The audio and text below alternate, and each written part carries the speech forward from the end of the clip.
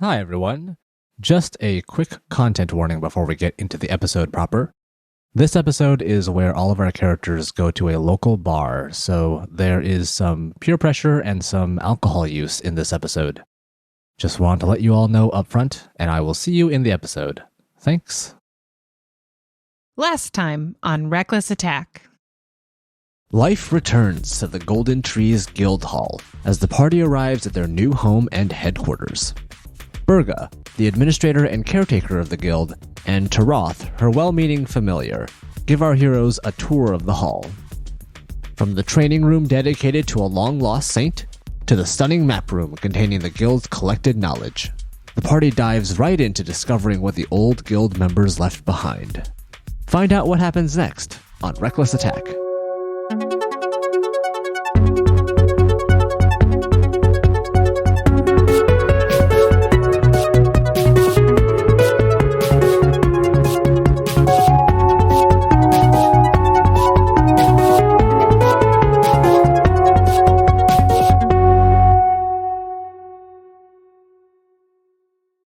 Hello, everyone.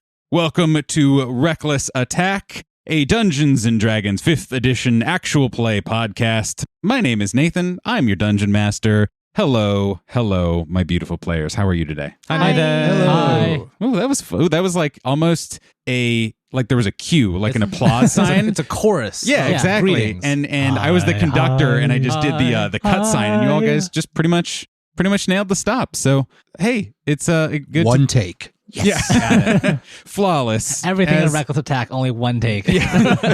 That is... Unfortunately. Yeah, that is actually pretty true. And we will let our lovely listeners decide if that is a good thing. But we are so excited once again to be here, hitting the airwaves, hitting the table, hitting the dice boxes. And we have a fun episode ahead, I think. Everyone's going off to go do some team building, a work-sanctioned outing. Will there be trust falls? Well, I'm not going to trust spoil falls. anything as to the direction of tonight's episode, but also, that's up to you guys and like what kind of corporate culture that you would like to cultivate here in AGMAR in the Golden Tree Adventuring Guild. So really, we like to put those sort of decisions and responsibilities on you, the guilders. I mean, I feel like Val really wants trust falls and Checkers really wants hazing. Right. Once trust falls where no one catches them. Yeah. Right. No. This time, I'll definitely catch you. Right, yeah, come on, let's do it again. It'll be fine. Just trust me. Speaking of Checkers, please introduce yourself, Sir Checkers player. Hello, everyone. My name is Jonathan, and I play the Chaos Gremlin, known as Checkers, the Grung Druid, and his trusty frog pal. Chaos Gremlin. That has to be you somewhere, right? Yeah, I'm sure. Yeah. His trusty frog pal, Mango. Checkers is having a great time today/tonight, as he has met his new best friend, Taroth. Yes, everyone's what I am sure by the time this episode is released will be the breakout character of Reckless Attack that everyone loves. We'll have merch on the shelves, everything. And the only thing he has in his mind right now is how to get Val out of that seat so that he can go sit in it because it looks cool. Yes. Checkers made a deal. That's true. Yeah. We got 4 hours of You truth. have signed it in jerky. Hi, everyone. I am David, and I play Caskrin Brightmane, the Dwarven Warlock. Caskrin's really enjoying the evening because he's just had a very nice long nap. What a wonderful and time. his new sheets. Yeah. New sheets, slippers, old-timey nightcap, as I recall. As it turns out, naps are great. Everyone should take them. And to my left. Hello, everyone. My name is Steve, and I am playing Sylvesterlin, the Dragonborn monk. who is actually having a pretty good night now. Now that they're off the road, he's gotten a bath, he's gotten cleaned up, he's kind of put some stuff away. Still not feeling quite himself. True. For anybody keeping track, he is still down 6 points of wisdom. Wow. So, some of the stories he tells or the parables he likes to come up with have not really been... They haven't landed. Yeah, haven't been spot on, but they just kind of like hit the general area. I think we literally, at the end of last episode, after we finished recording, we all just sat around the table for like 5 minutes talking about how gleeful we were that it turns out Selva's actually the world's biggest goober. Yeah. And he's actually, all his years of training has just been to contain that energy and to try to channel it to somewhere useful. But now his wisdom is no longer in the way of him just like saying whatever it is that he thinks he should say. And oh no. Well, hopefully he'll be able to get that healed at some point or relax enough that stuff starts coming back maybe. And skipping over the person to my left to the person to my left. Hi, everybody. It's me, Sophie. I play Valeska Carter, the human Astric cleric of the Arcana domain. And Val is doing great. She's made a wonderful discovery and is being forcibly dragged from that discovery by a jerky deal with Kaskrin. Yes, jerky deal. And on our way to Berga's forced team building, Val is peppering her with questions about the Desk of Doing. Yes. And also, by the time this releases, we will have put the Desk of Doing information out into the world so that you too may build your own Desk of Doing. There are tables, there are charts. So please definitely check that out if you would also like to have a essentially only flavorful desk, not actually any sort of mechanical benefit desk, but for any sort of power desk users, I suppose, in your adventuring party. You can check that out on all sorts of various places. So the four of you, well, I guess I should ask, is Mango, what's Mango, what does he do? So Checkers would be riding Mango to the nearby forced team building activity. Yes. Because Checkers really only wants to do team building with Mango. So if he can swing it, he's going to like, every time there's like a pair partner exercise, he's just going to be like, well, I choose Mango. Got it. And Mango's just like, oh, okay. I also kind of imagined us walking down there and then, going inside, and as the panra cams over. Yeah. Nailed it. As the camera pans over, you see like, horses tied up. So it's like horse, giant frog, horse. And the horses are just kind of eyeing the frog, and the frog's just like eyeing the horses. Right. And then we go inside. I imagine Junior's also there on top of Mango. It's just Checkers that is missing. Oh. Yeah. So it's just Mango and then Tiny Frog. Yes. There's a middle stack that is missing. Yeah.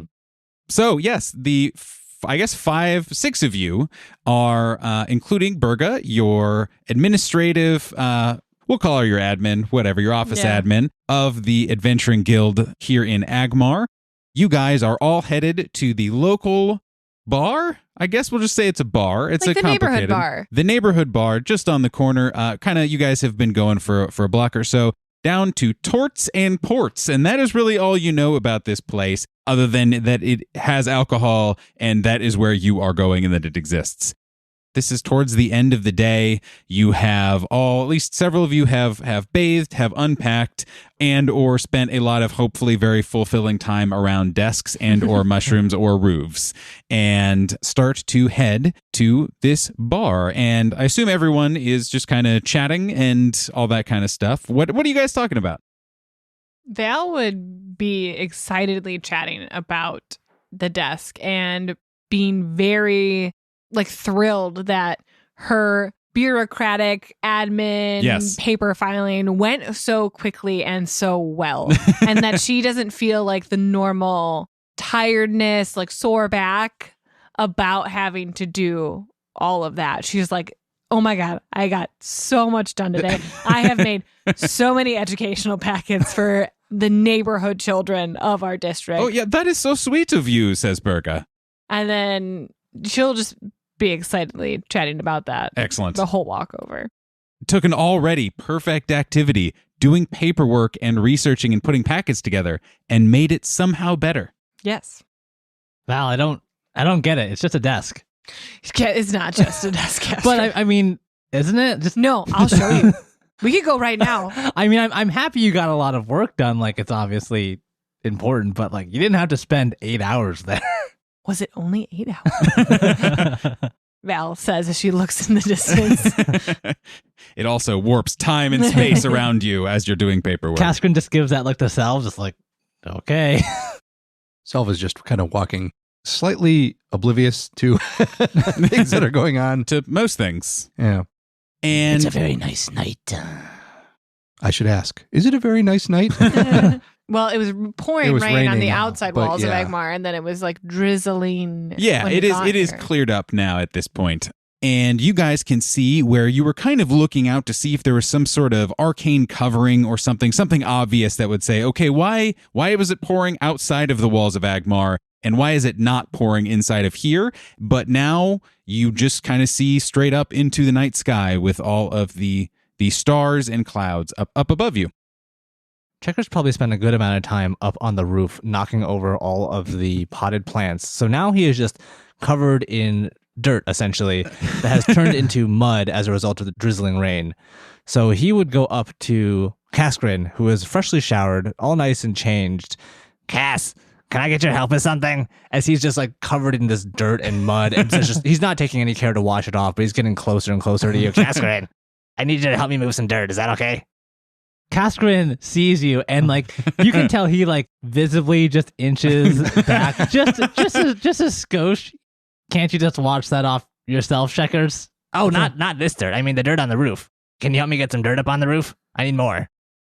Wait. Why is there dirt on the roof currently, and why do you need more? Well, there's only a little bit now, and it's not very comfortable. So I was thinking if I put more on the roof. end of theory. Yeah. So I need Kaskrin, and I'm gonna point at Kaskrin, which starts to kind of fling some dirt in his general direction. Yep, got it. I mean, can it wait till tomorrow, Checkers? Oh yeah, it's not going anywhere. We need to discuss the dirt situation on the roof as a guild What happened to beforehand. the garden up there? There's a garden on the roof? Oh yeah, there's all kinds of stuff up there. Well, that's why there's dirt. I honestly, there could be many reasons with Checkers why there's dirt on the roof. A garden is not the natural I suppose that's true. Yeah. theory outcome to that scenario. Yeah, there's all kinds of plants and stuff up there. It's great. As all of this is going on, anyone who is, even sort of paying attention sees Berga, who again is this still very buff tiefling woman, short cropped hair, orange skin, and those like straight up, not helix, but spiral horns, who is rolling in a wheelchair next to you guys, and that very interesting, almost like vein looking pattern across her chest. Is she rolling herself, or Yes. is one of a okay? Yeah, so she's rolling herself, but she seems just very happy and is chiming in, that sort of thing, but is very clearly has a big smile on her face as she is just kind of like soaking in you guys talking about nonsense, and is just very visibly pleased to be amongst you all. Berga, is that you? Clomping towards you guys, wearing what you guys know, at least could recognize as a town guard, a red guard uniform, is a pretty squat dwarf man who has a huge bushy beard and is holding a big spear. Pretty impractical for his size, actually. It's like a full long spear for a pretty short dwarf, and is a pretty chubby individual who is just like bustle power walking over to you guys and has this like curly puffy hair atop his head and is very jowly, but is looking very serious at Berga. And who's all of this, Berga? Who are all these people? And Berga says, these are the new guilders, and she seems very, very happy about it and is like, new guilders, eh? What's your names? As Val raises her hand straight out to shake the dwarf's hand, Because they're the same height. That's Val's pretty only close. 5 feet tall, so.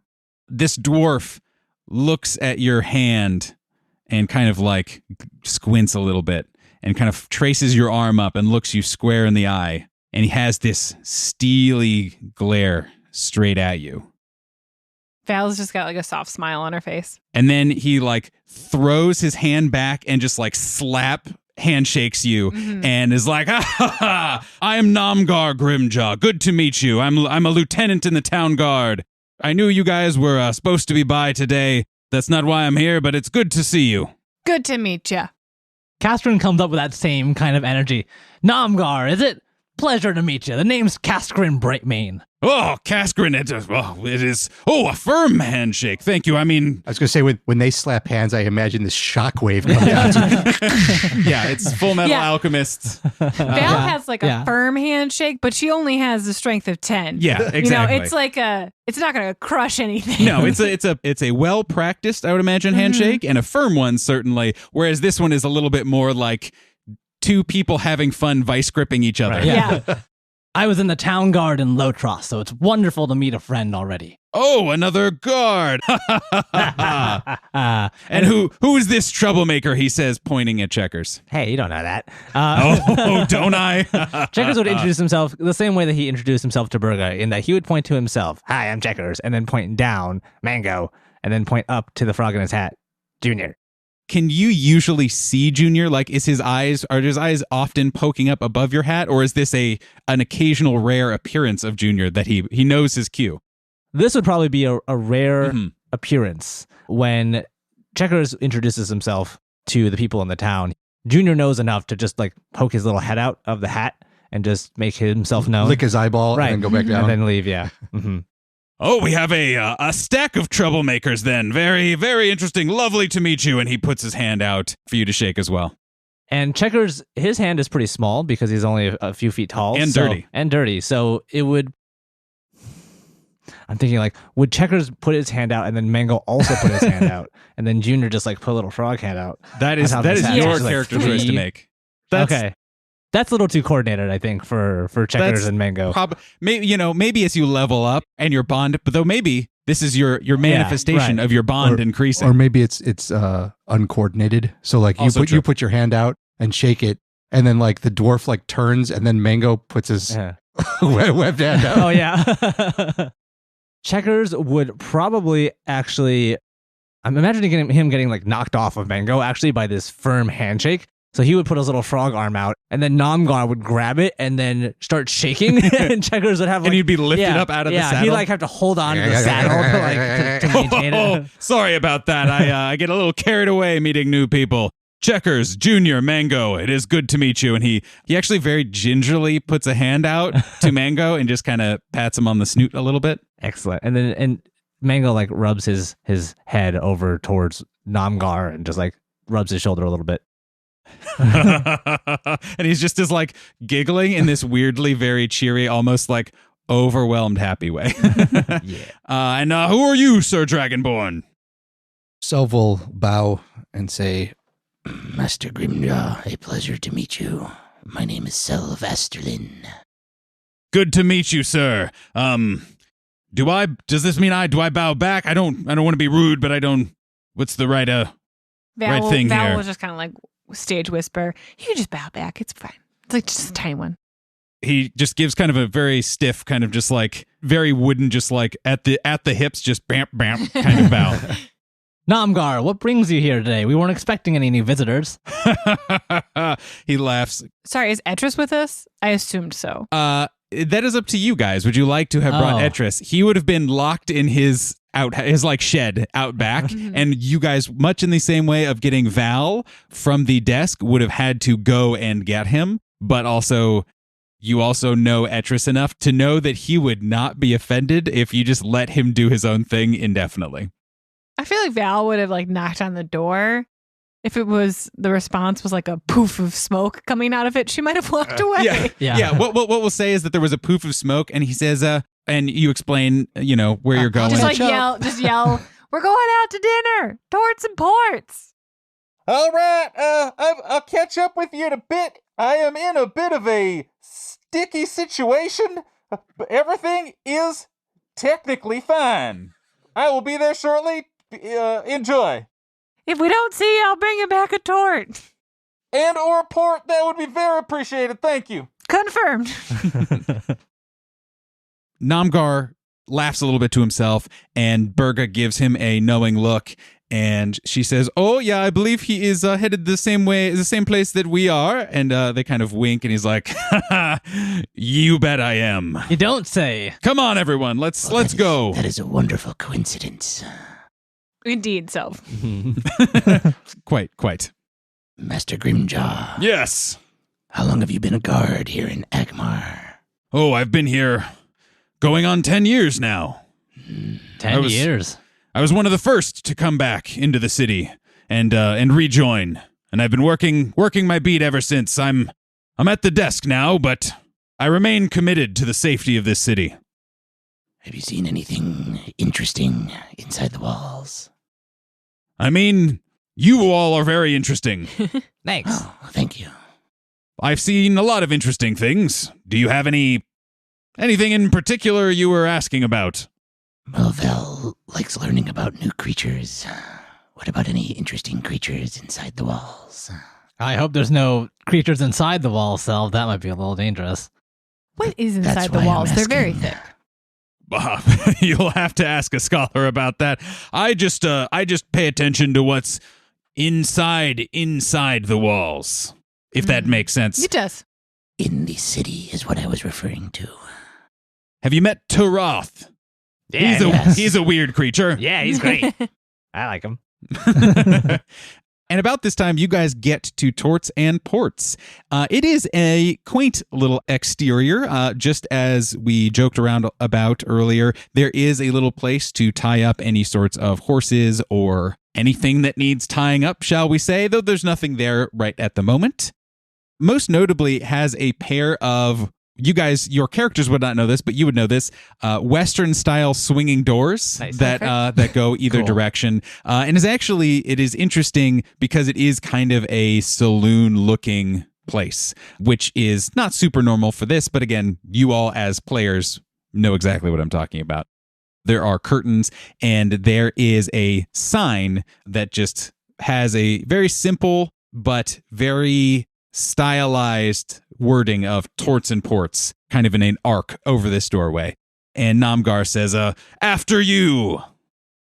Not to try and just prolong this necessarily, but Checkers would probably see the Western style saloon doors Yeah. and see how they like sort of swing back and forth. Oh, yes. And as he's approaching, he would actually push on them hard enough to send them swinging and just go, "Guys, watch this," and try and flip through the doors as they're swinging back and forth rapidly. As if they were a trap. Right, yeah. Excellent. Yeah. Since I don't know how many dice rolls we're going to be actually doing tonight, Right. Since you guys are just going to drink, Uh-huh. roll me a, I'll say acrobatics check. Perfect. That'll be a 22 for acrobatics.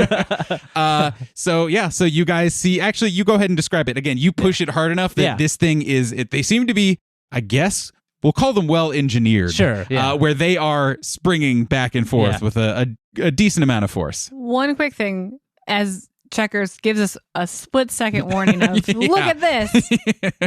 Val pushes Cass out of the way. 'Cause Cass has been, he's tidied, he's in his like nice clothes, I'm assuming. Just pushes him out. Val doesn't know what's going to happen. You don't know what Pushes he's him about out to do. of the Just way. something, there's a high likelihood that it's going to be very messy. Yes. Success or fail. Right. Just pushed, like, not like far, but just like out of the door I'd frame. imagine you're kind of Right. like secret servicing him, Yeah, where get you're down, just Mr. like, out of the way, sir. Yeah, and Get down. as Checkers kind of flips his way through the moving doors, he lands and some of the mud just kind of splatters on the floor. And everyone inside the Torts and Ports would see this small blue frog with a hat just land through the doors in a very acrobatic but entirely unnecessary fashion. Yeah. He just like sticks the landing and it's Superhero like, ta-da! Yeah, right. Guys, you should try it. That was fun. Askren just walks through the saloon doors normally. Like they swing against him, he just pushes them. Yep. He just, like, walks you know, through. like normal Yeah, like doors. a normal like a person. normal person goes through these normal doors. So everyone goes in, I presume? Yes. And is Mango in? Yes, Mango would also walk in.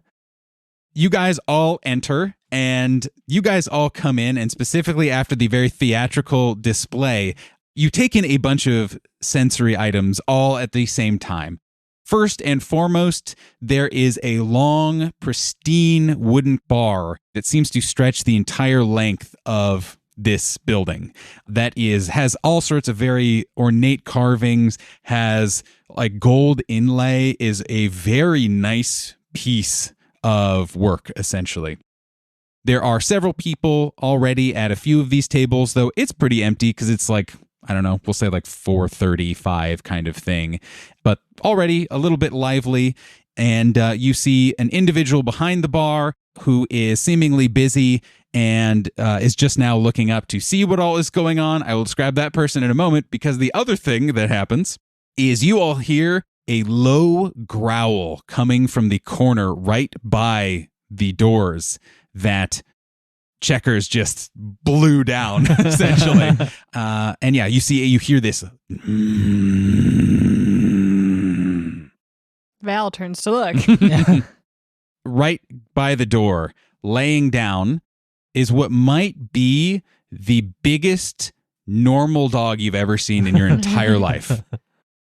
It is what we would know is a Saint Bernard, but is like double the size of what we Earth people would consider a large Saint Bernard, and has one of those little casks of alcohol around its neck, and is staring at Checkers very sleepily, has this big droopy face with like jowls that seem like they might be too heavy, but is just looking straight at Checkers and very sleepily is just... And people can see Checkers like stop and look for a moment, and just starting to get that like Checkers is thinking about something, but that's not a good thing for Checkers. Caskren will go up to the dog and, you know, kind of put his hand in front of it and try to like introduce himself to the dog. Roll me an animal check. An animal handle? Yeah, animal handling check, please. Ooh, okay. What's the number? So I rolled an 8. Okay. That's not the worst, though. Yeah.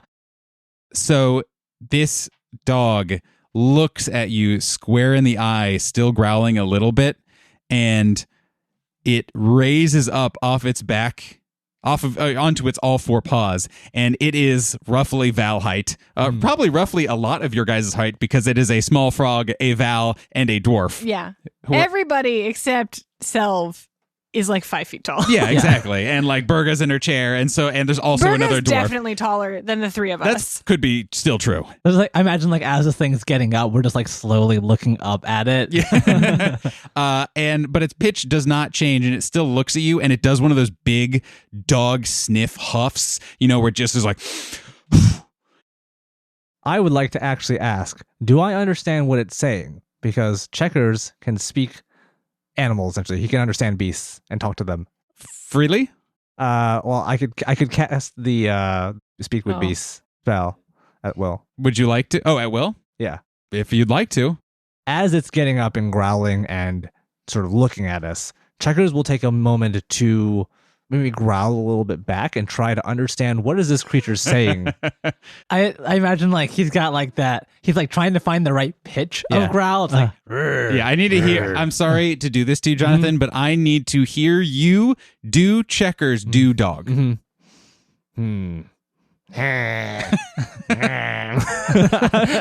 It's perfect. Print it. And so, what do you say? Or is it just understand? I want to understand first, but I can also talk to them. And then Selv just kind of looks at both of them and goes, What did I just walk into? It's a wait and see kind of situation, so Yeah. Then we should go get a table. I shall wait and see. Yeah, hold on one sec. Let me resolve. This is all happening very quickly, and let's not go past anything. So you just cast it, and you make a couple of dog sounds, and we'll count that as the verbal components, essentially. Cool. So you're kind of, like David said, you're kind of finding the right pitch to go with. And as this big dog just looks at you and does this big huff, you can hear, "Woke me up." And that is when you hear the voice from behind the bar say, "Oi, boyo, leave him alone." And then the dog like looks at you, looks at the person behind the bar, and then just dramatically, in a way that rattles tables, flops down onto the ground. One day exactly I where will it is. destroy you all. All right. You're lucky this time. It starts like blinking heavily. He says he's just sleepy. We woke him up. Sorry, buddy. Val will, at Checker saying he's sleepy, walk up and cast guidance to give him an extra special roll to sleep power. And as this happens, this giant dog, as you're going up and you're saying things and you're casting spells upon it, you see it just very lazily just like roll onto its side and like look at you and says, "Could you get me some cheese, please?" Checkers is the only one that understands Yeah, that, right? exactly. Yeah, Checkers wouldn't tell anyone about that, but you can again start to see like him looking around and just see his mind worrying a little bit. Does Namgar give him any heed? So it is interesting that you mentioned Namgar, because this has all been happening, as much as we've been lightly faffing about, is all happening within the space of like 15 seconds, essentially. And as you guys have all gone in and kind of had a beat or two, you guys all see Namgar comes in, and he is, again, this portly dwarf, and he is really like bustling through this door and really dramatically like almost throws the door open and beelines seemingly to a specific spot at the bar right in front of this bartender.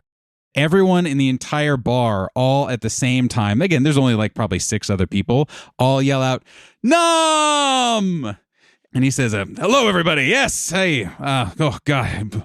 Pour me a cold one, please, would you?" Wow, it seems like when you come here, everybody knows your name. I got that one. I know that one. And from behind the bar, you hear the bartender yell out to you guys and says, "Mostly only his name, but I'll hopefully learn all yours. Come on down." Val jumps just over and sits walk next to in. Namgar. Yeah, we'll all kind of Sorry, follow. did he sit at the bar or at a The table? bar. Yeah, The he bar. sat specifically at the bar, kind of Okay. like right I guess in I'll front. follow Burga's lead, actually, where we're sitting, because I don't know how many spaces there are at the bar. Enough, certainly. So yeah, you guys would all be able to go up, and she would be able to sit at the bar too, no problem. And you hear Namgar and this human who is standing behind the bar kind of just chatting as you guys are walking up. And the bartender says, Hey, Namgar, here's your ale. Need anything to eat, anything like that?" And Namgar says, "Nah, I've got a snack at home. My wife." Oh, I love her. And the bartender just is like, "Yeah, right on," and just slides him a beer. And Self takes a little bit of a he's like about to sit down in the chair and then just kind of like takes a small step back and scoots the chair away from Namgar just a little bit and then sits down. Not realizing that he's not a cannibal. Right, exactly. And so you guys finally get up to the bar.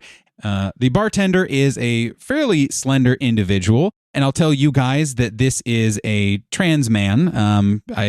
There's no easy way to just like describe that, I guess, without just mentioning it. And they have dark brown skin, kind of an afro puff.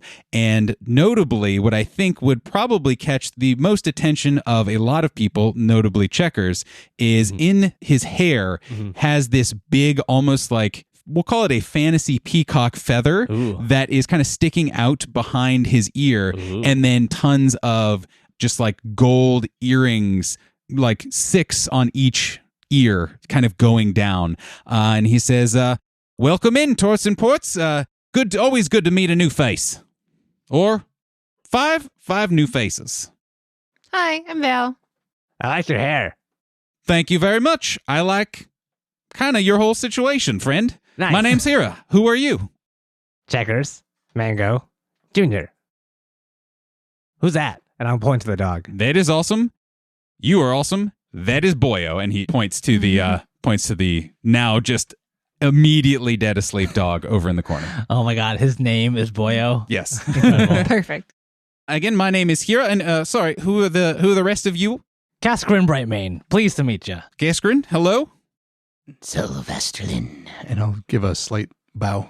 And he gives a very, not a theatrical deep bow, but kind of a flourish of the hand, almost a tip of the cap if he were wearing a cap to you. And Berga says, "Oh yeah, they're with me. They're all the new guilders." And Hira says, "Oh well, first round's on me then. What do you all have?" I'll have whatever Namgar's having. I'll have a block of cheese, please. What? Checkers, are you just gonna eat that? I love that you question Checkers. Well, I mean, Checkers, I've never seen him order just a straight block of cheese anywhere we've went. Well, it's not for me. What do you want it for then? I mean, you do you, I guess, but Hira was about to say like, "Oh, whatever you'd like," and then as soon as you ask, "Well, who's it for?" He looks at you, Kaskarin, looks over at Checkers, and then looks over at Boyo, who is again dead asleep, and he says, "All right, cheese it is. Whatever. An ale. Ale. What about the other two of you?" Whatever your specialty is. Self, I was going to say the same thing. Great minds. Good call. Nathan quickly making up a house specialty. No. It's just called the Torts and Ports. It's a Torts in a port. Oh, is it like a PB&J and Yeah. the Whistler? With like a pork gravy. Oh God, it's gonna Oh, be I like. thought like a port, like a Wine. like If a it's the port tort, wine. if it's the tort, the tort and port, it's got to be some kind of Port Malort. I don't want Malort. I don't even want fantasy Malort. Well, it's funny you mentioned that. We'll get to that in a moment. Oh no. I knew there was hazing involved today. So a couple things as you guys are ordering. He's already starting to work on some of this. And Hira kind of motions, first kind of like very deftly moves behind one of the casks that's on the bar top. And now that you guys can see it, you see that there's a little sign that just says 2 copper ale. He grabs a couple of mugs and starts pouring one, and then sets down a mug and then walks away. But the mug continues staying in midair, held aloft by a spectral hand. That is, there's one hand holding a mug, and there's one hand holding a tap handle that is still going independently, and moves down the bar, and from under the counter reaches down for some cheese, puts it on the counter, and reaches down, grabs like a knife, and starts slicing it. And once again, you see him move on, and 2 spectral hands are there, one holding the bit of cheese and one kind of chopping it into serviceable or edible blocks, I suppose. Kind of cheese snack. Yeah, like like a cheese charcuterie cubes. board. Yeah, exactly. And then he moves back all the way down, kind of in front of you guys, and says, we have a lot of specials. Obviously, we have our 2 copper ale. That's there for anyone who needs it. Nice and cheap option. We also have several lovely cocktails. The special tonight is the Lavish Walker that I can whip up for you. We also, of course, have a local delicacy from where I'm from, which is called Malswort. And he points to the other cask that is on the countertop that is also seemingly innocuous, that is labeled Mal's, as in MAL''S, Wort, WORT. It's a bit of a tradition around here. It's tastes terrible, but it is fun. What do you say, Self? Do we try it? I mean, you wanted the specialty. Eh? And Berga is like giggling. I have a feeling I won't be doing this tomorrow, so sure, bring it on. 1 for me and 1 for Self. And he is just like immediately gleeful. And again, kind of slides over and first catches the mug that is now filled with the 2 copper ale and puts that down and slides it over to Kaskarin. And then he grabs another one of the mugs and does the same hand trick, where now there are 2 spectral hands, once again holding a mug and holding the tap handle. And then again glides over. Doesn't have to do the trick with this one because it's just like 2 shot glasses essentially, and does 2 quick pours, slides it down to Val and to Selv, and then again grabs the last ale and puts it down in front of, I believe, Berga. He even pours himself another shot of Malswort and says, cheers. Cheers. Cheers. And Selv will actually will hold it up and say, May your oaths be heard. and then slams the. Oh, I like that one. I love that Checkers is just cheersing with a piece of cheese. Yeah. Yeah. Cheese. I'd like Selv and Valeska to please both make me a Constitution saving throw. Ooh. Well, luckily it's not wisdom based. Guidance? It's too late. Damn. You guided the dog. So this is But that was several turns ago. this is the first roll. Yeah. Ooh. On air, let's call it. Ooh. Of the dice I got from DN Disaster Story. Let's see how this works. A lovely new 5e podcast. Check them out. Oh, okay. So 15 on the die hot for start. Wow. a total saving throw of 16. 6. Oof.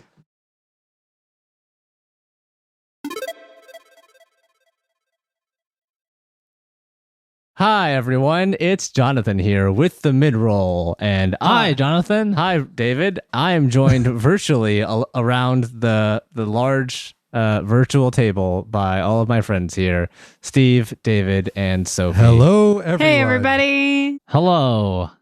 This is a fun little experiment on how we can all record remotely, and it has gone... And how close we can push David to the edge. Yeah, right. Spoilers, it is not going well. For those of you who are Patreons who have listened to our extended hit point rolling and leveling up episode, this is going just about as well as that did. Yeah. Yep. I'm having flashbacks already. Right. The quality of our Patreon content in your mid-roll. What a lucky day.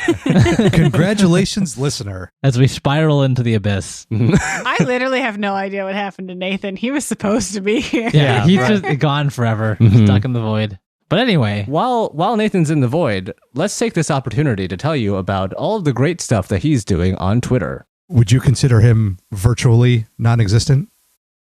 Boo. I hate it. Anyway, Yeah. our Twitter is something. It is. We post lots of great questions, lots of silly memes, and lots of information about our episodes and the content that we put out and all of the great people that we love to say hi to and hang out with online. So if you want to come check us out, head over to @reckless_attack on Twitter, and you can see all the great stuff that Nathan likes to spew out into the void. Into the void while he's in the void. Yeah, right. Exactly. he's there anyway. I mean, might as well. Mm-hmm. We love to interact with people on Twitter as well. So, just go ahead and send us an @ and we'll respond, I'm pretty sure. Someone may get back to you. Within 24 within hours. 8 to 10 business days, you may or may not have a response.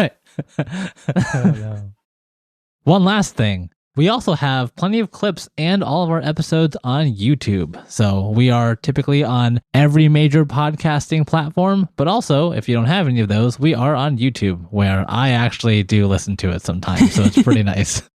Also, you can rate podcasts on Spotify now. Oh, yeah. You should do that, please. You should do that. If you are listening to this episode right now and you have not. I should do that. I haven't done that yet. You can't tell the listeners that, Sophie. Oh, I thought I was just whispering to you. I'm sorry. But Spotify, give us a review if you haven't already. They are always deeply appreciated, and we see them. We love them. We love you. We think you're pretty great. Yeah. Okay. We should Stop before we. Thanks, everyone, again. Enjoy the episode. I promise we're better at this than this. The episode is great. The Right. mid-roll, subpar. Okay. Bye, everyone. Bye, everyone. Bye.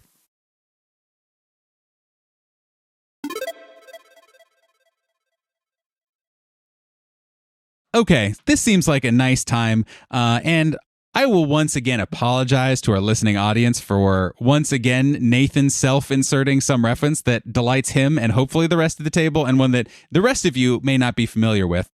There is a long and short of it is there is an alcoholic beverage here in Chicago called Malort. We already referenced it once.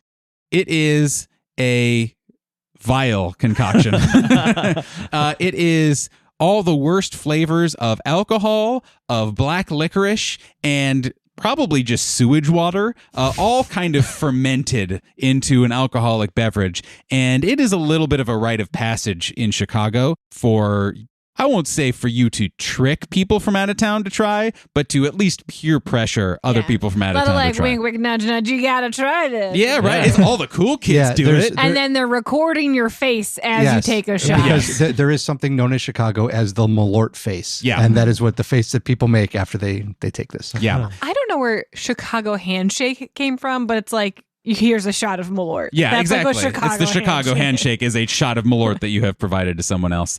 And now it is canon. It's Mal's wort, though. Yeah, exactly. Totally different. But it's fantasy Malort. And if any of our dear listeners ever come to Chicago, you should try some Malort. It's great and good. It's wonderful. Just forget we said any of that, and then we can. I would definitely suggest trying it because but for real. Yeah.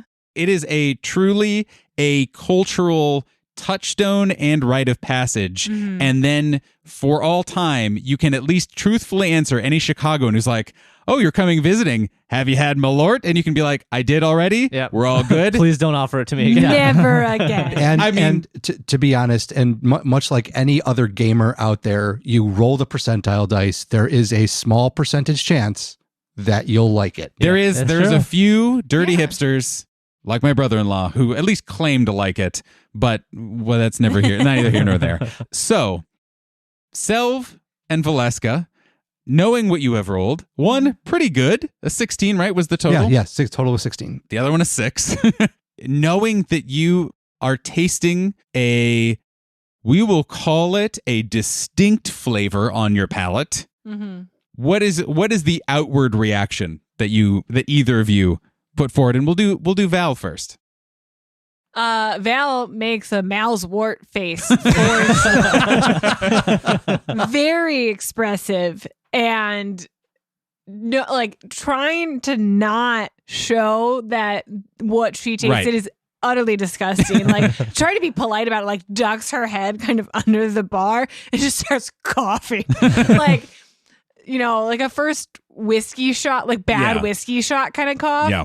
And it's just there's a gag in there that she's actively trying to quiet and hide, which is making it worse. Yeah, all exceptionally involuntary. Yes. Yeah, got it. And then the counterpoint to that is what does unwizened self do? Yeah, so there is a reaction. It's not as bad as Val had, but he Selv takes the shot, and then you can see it's almost like he flinches a little bit, and his right eye just kind of squints shut a little bit, right, and then his head tilts to the side just a little bit, and then he shakes his head, and then nods and says, I'm glad to have tried that.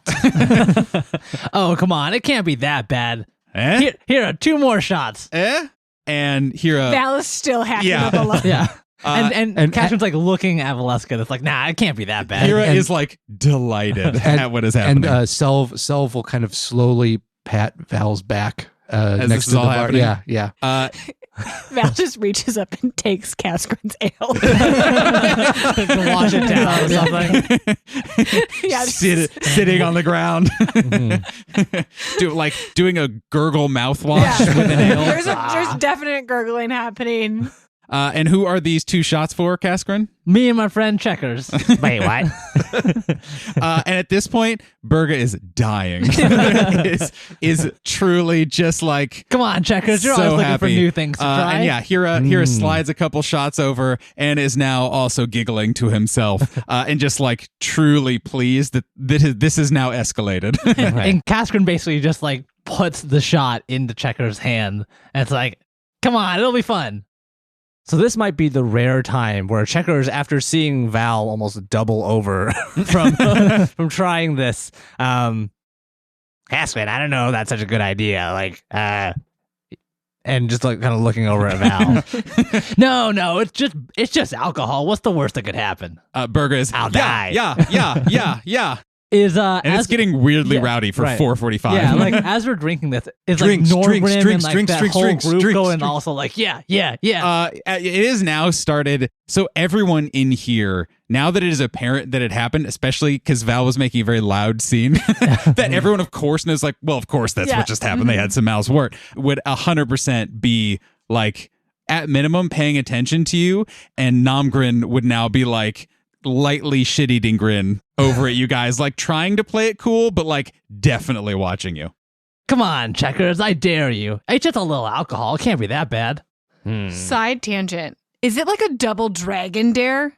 It is now. Okay. Triple dragon dare ya. Triple Tarask dare. Right. And you see Checkers in an almost, if you didn't respect the game so much, you would almost be upset at the look that Hira is giving you. And the reason is because it is 100% the look you have given other people to goad them into doing things. And it's like, you can see that it is being done to you, and there's just something extra charismatic about it. Okay. And Hira is literally just like holding these 2 shot glasses, and he's just kind of jiggling them just a little bit so that they're not spilling or anything, but he's kind of waggling them at you. It's like, actually, right then, Selv gives a little belch, and a little bit of frost kind of comes out. It'll be fun. What do you say, Checkers? Well, I can't stop at 1 then. How about this, Kaskrin?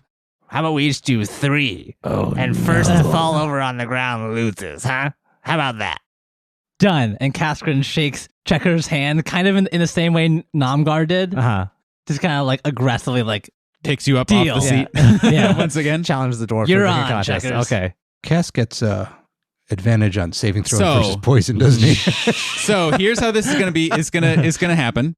You get advantage on poison saving throws, but you do not get advantage on taste saving throws.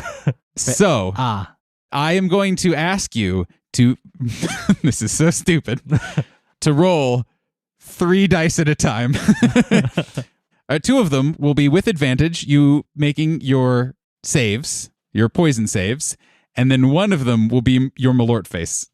Or Mal's wart, excuse me. Fantasy. My Mal's wart face. Done. And also what we'll do, in the interest, Hira, being a responsible bartender that he is, would essentially say like, all right. I'm interested. I am invested in this. However, we got to pace it just a little bit. So I'll give you 1 shot now, a 2nd shot later, and a 3rd shot in a little bit. I will be the impartial judge, the arbiter of this. And when you get them, you'll get them. But we don't want things to get too crazy just yet. It is only 5 o'clock. Yeah. Not even, but I'm here for it regardless. Fast forward 1 hour, you see Checkers and Cass arm in arm walking out of the bar. Yeah, right, exactly. Singing and Yeah. like shuffling along. And so he slides you your 2 shots. Roll. That is a 21 for my constitution and 14 for my Mal's wart face. Okay. That's a pretty good one. What about you? Checkers is going to down the first shot of Mal's wart. Whoa. That is a 4 for the constitution saving throw. Okay. So Kaskrin just like downs this drink all in 1 shot, and he has like a little twinge in his eye, but then recovers and is looking at Checkers expectantly. And Checkers does that same motion of like, oh, you think you're better than me? I'm going to down it in 1 gulp. And then you see him just like struggle to keep it down, like almost throw up. And then just like try to swallow it back down. And his like frog face just like, like he's gulped in a bunch of air, and then just, it retracts and he shivers a little bit. That was good. So Kaskrin just like, he puts his hand on Checkers' shoulder, like half congratulating him, half comforting him, and it's like, only 2 more to go, Checkers. Let's get you some ale. Oh, good. And also, to be clear, it's not all 2 copper ale. There are other ales and that kind of thing. But as all of this has been going on, Hira, being the masterful bartender that he is, was both encouraging you and kind of escalating this situation while also making cocktails.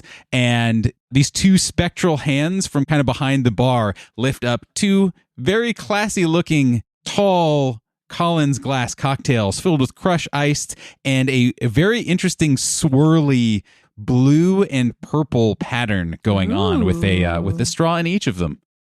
Kira says, "You all are hilarious, and I'm excited, but now you gotta pay. Enjoy your night." Val will definitely order whatever Hira just made. Yeah, that was for you guys. That was. Excuse me. Those were the two cocktails. I think. Did you guys order the 2 cocktails? No, we No, we ordered just said Mal's the- Oh, order. you didn't. I was thinking about Hira read Val's face. I'm Yes. like, I would like a normal cocktail, please. Yes. Yeah, and again, Hira, being the expert bartender that he is, slides them over, and he says, "Well, you can start paying starting now." And slides those over and goes back to doing bartendery things. Do you guys want to continue sitting at the bar? Do you want to get a table? What would you like to do? Checkers would like to go over to Boyo and start feeding him some cheese. Okay, so you would need to go. There's plenty of tables. Like Boyo kind of has his own little corner, but there are lots of tables around. No problem. Let's go get a table by Boyo. Okay. Yeah. And so you guys all head that direction and sit down, and Berga is there and is still just like wiping a tear from her eye, just like truly delighted at what happened. And yeah, so you all settle in. My tongue is a little numb. Is anyone else hot? Berga again, like just like almost collapses out of her chair because she once again just is laughing so hard. And she says, "Oh, yeah, I remember my first time. It is very bad. Yes, it is very bad." I'm liking this city more and more, Berga. But where are there? So I'm assuming that was the port section. Oh, yeah. So Hira has a sister named Yama. She is here in the mornings, and she is the one who makes the torts. Well, it's not just torts, it's a number of lovely baked goods. It's actually very popular with the town guardsmen, like Nam over there. If you ever need to eat out, it's a great place. And that is the torts. Amazing. Torts all around. Yes, that would be good. Checkers, are you at the table? No, Checkers would probably be like lying on the floor next to Boyo with like pieces of cheese, and he would eat one himself and then feed one to Boyo. And Boyo would do the thing where he would move his head to look at you, but then only open his mouth as you just like shove cheese into it. Yes. And then And that probably continues for like a good 10 minutes. yeah, for as long as you have cheese, I would imagine. Right. But even then, after Checkers runs out of cheese, he would try to go back up to the bar and get more cheese. I love just like Checkers reaching up to the bar and just like his eyes poking up. It's like, more cheese. Yeah. Boyo wants more cheese. Can I have some? So Berga looks around at you guys again, just kind of like rights herself and comports herself a little bit, and she says, "So, your first night. What do you have questions? Do you need answers? What do you want to do? What do you want to know? What can I tell you? What can I tell you about me? What can you tell me about you?" We saw a community board actually Yeah. on the way in here. Yeah. And I guess, now that we are guilders, now that we are officially part of the Golden Tree, tomorrow I assume we're going to have work to do. So I guess, how do we get that? Yeah, it's as simple as go and check. They are usually not, let's say, the most pressing. Usually if someone has business they need right now, they just go straight to a guild or the guard or something. But yeah, you can just go and then there's information and then you use that information to maybe get a job. Yeah, easy enough. Mm-hmm. I am very interested in that dragon skull. Oh, yeah. It is very large. Do you know what kind of dragon or the name of it? Oh, yeah, I believe it was a gold dragon. Yeah, I do not, I am not very good at remembering dragon names. They're very complicated and have a lot of S's and Z's, which is very hard. It's easier to pronounce in Old Draconic. Yeah, I would imagine. I do not know it, unfortunately. That's okay. So we can probably go and tour it tomorrow. It's on my list of Yeah, things to do to I'm get a museum pass. I am sure the museums would be happy to tell you all about it. Maybe they have a plaque. That too. Could be. Selv looks very pleased with himself, being like, yes, plaques. Yes. Yeah. I remember plaques. Yeah, I know what those are. things that give us information. Burga, does the Golden Tree have a mailbox? Or is that something we would have to find? Well, yes and no. I am certainly happy to take any mail you want mailed, but there is a post office. It is a very lovely thing. Do you know about the post offices? I know what a post office is. Well, it is good. That's better than some people.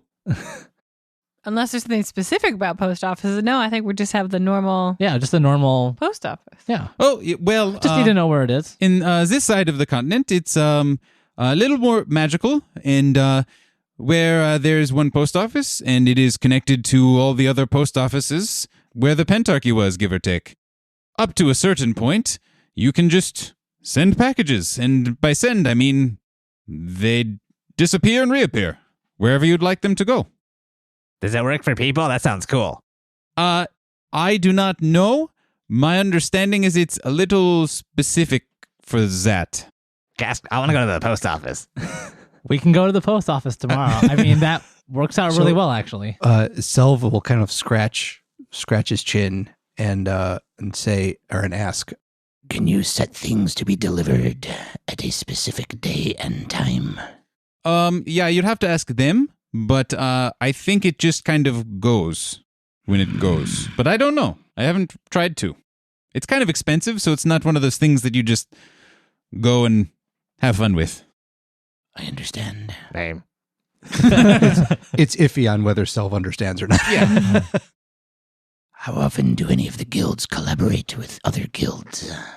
Oh, there were jobs where both got hired and worked together, but most of the time, not too much.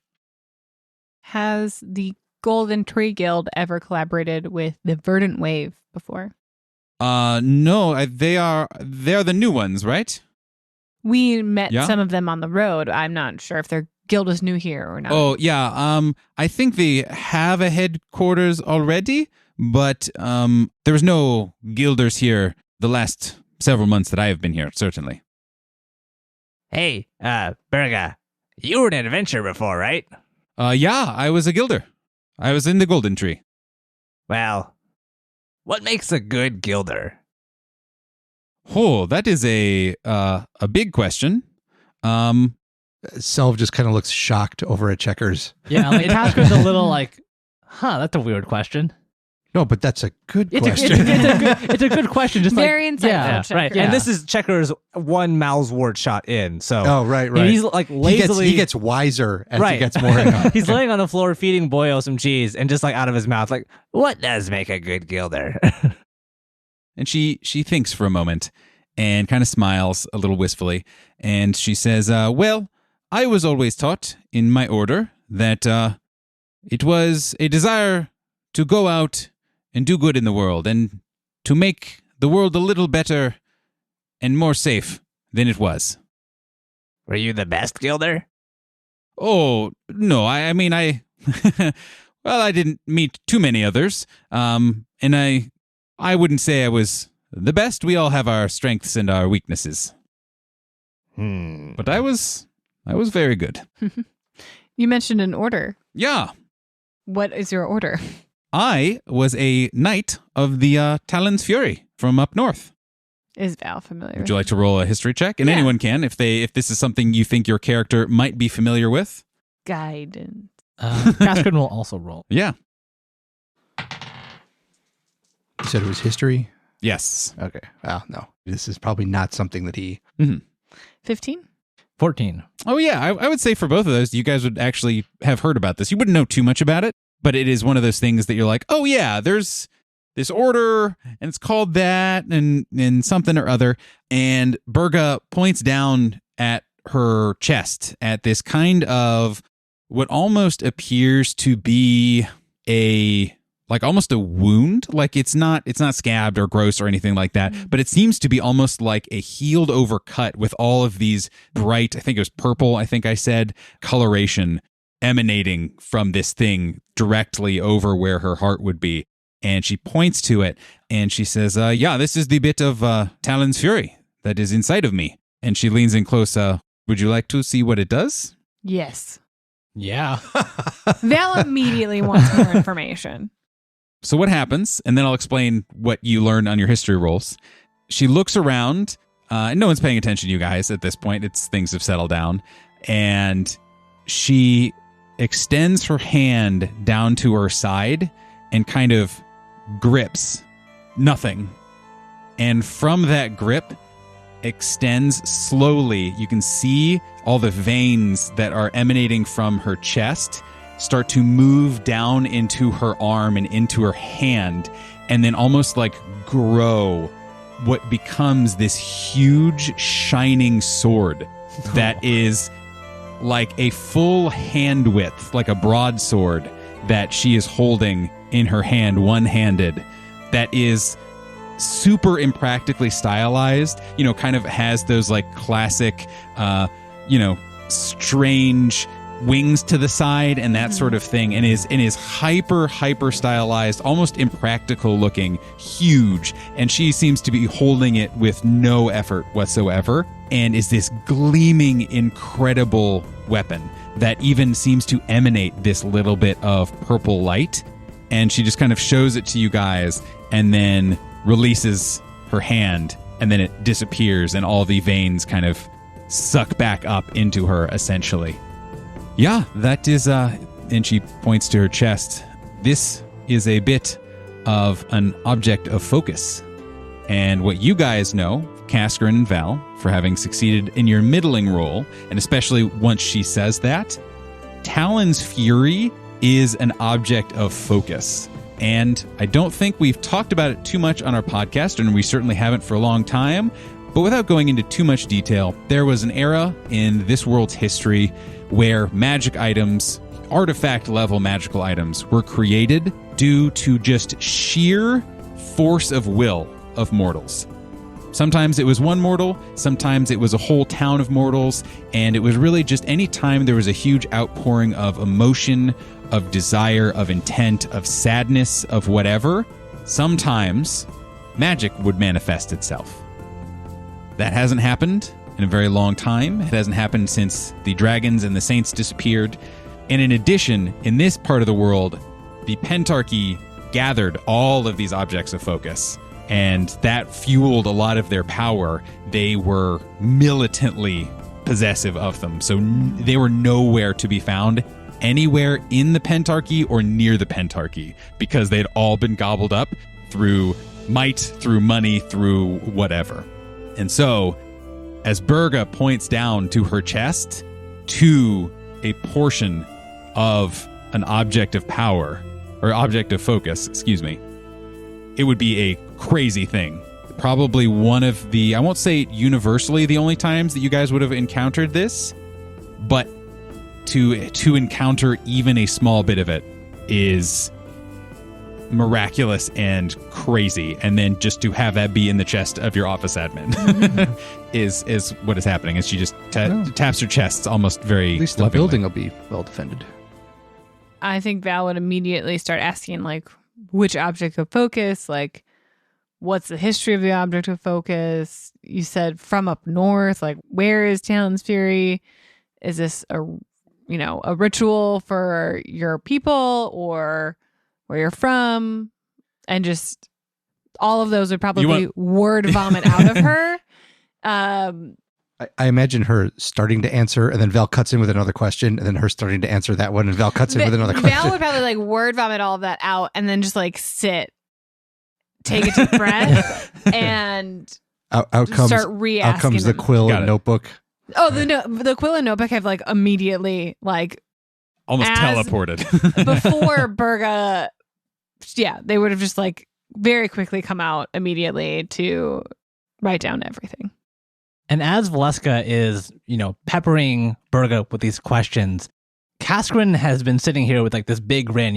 He loves listening to these kinds of stories. But as Berga's talking about this object of focus in her chest, the like smile lines from his eyes start to disappear, and it seems like he's holding on to his grin with some effort. Okay. His hand is like starting to grip onto the mug of ale a lot more tightly, and it's hard to tell if he's uncomfortable, but he is reacting. Yeah, at he is minimum. reacting and trying his best not to show it. Okay. So, long and short of it would be Burger tells you everything. Okay. But essentially, there was an ancient warrior centuries ago from the area where she is from who was named Talon, who, long and short of it, stood up single-handedly to a dragon to defend his town. And it was a prolonged battle lasting a day of true, actual one-on-one combat between this ancient force of elemental power and this lone warrior. And Talon was a saint.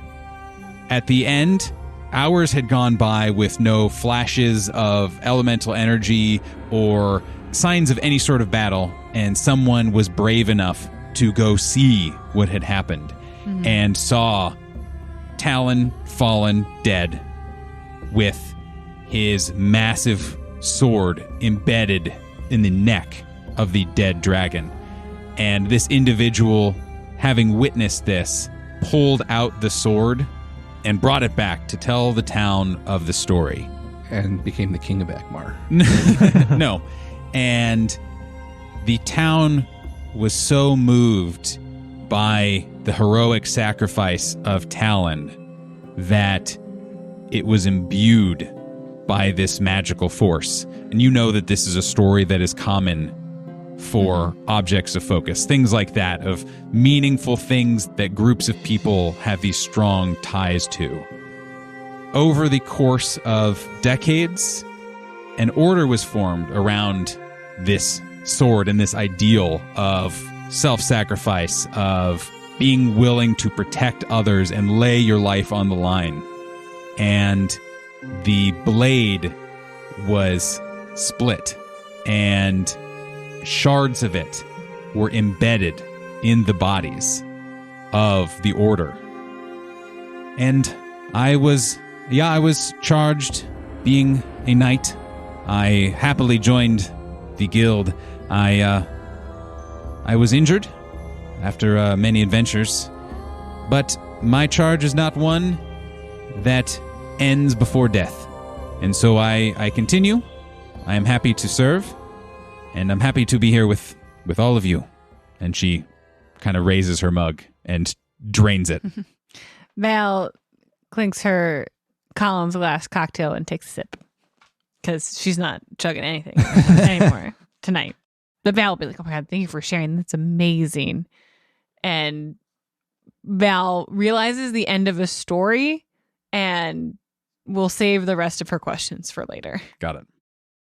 Just then, you hear a clinking of glassware on a serving implement. What's the word I'm looking for? Tray? A tray. Yeah. I knew it was going to be something like that. And Hira approaches your table with more than 2 shots of Malswort, and he says, "Another round? Eh?" And that's where we'll end today's episode. No, please, no. Thank you all. By the bell. Thank you all for listening and for playing, and we'll see you next week. Thanks, everyone. Yeah. Bye. Bye.